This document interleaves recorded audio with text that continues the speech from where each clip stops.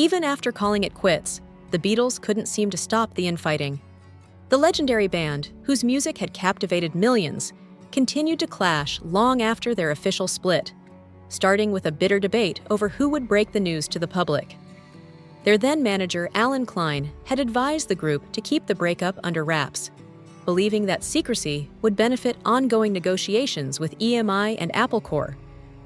But tensions among the former bandmates made that plan nearly impossible to stick to.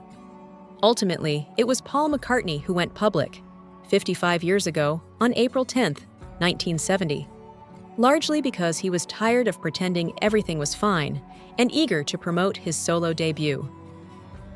John Lennon, however, wasn't pleased. He had expected to be the one to make the announcement and was reportedly furious that McCartney beat him to it. In many ways, the seeds of the breakup had been planted years earlier.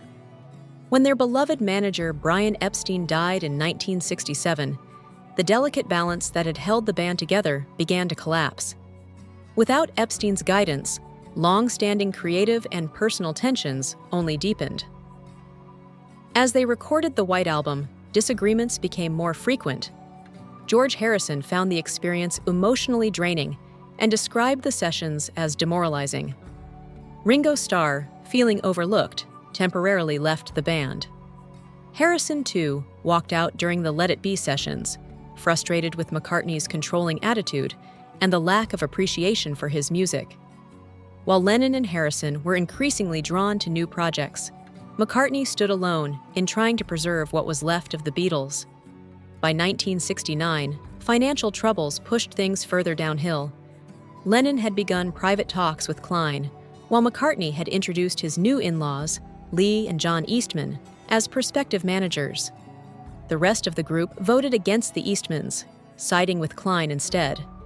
This decision only widened the rift.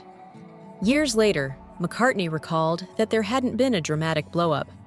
According to him, during one of their meetings, Lennon simply walked in and declared that he was leaving the band. It was abrupt and matter-of-fact, leaving the others stunned. McCartney remembered the room falling silent, with no one really daring to ask what he meant, because they all knew. To him, it seemed Lennon had just needed to clear the air and move on. Despite Lennon's departure, the band lingered in a state of denial. Klein had hoped that keeping the breakup a secret would give him more leverage in business dealings. McCartney later revealed that Klein had explicitly told them not to say anything, claiming that it would interfere with ongoing negotiations. To McCartney, however, it all felt dishonest, especially as they were preparing to release new music separately. He didn't trust Klein and never had. In his mind, the public had a right to know the truth, and with a solo album on the way, he saw no point in continuing the charade. So, he went ahead and told the world, marking the official end of the Beatles and the beginning of a new chapter.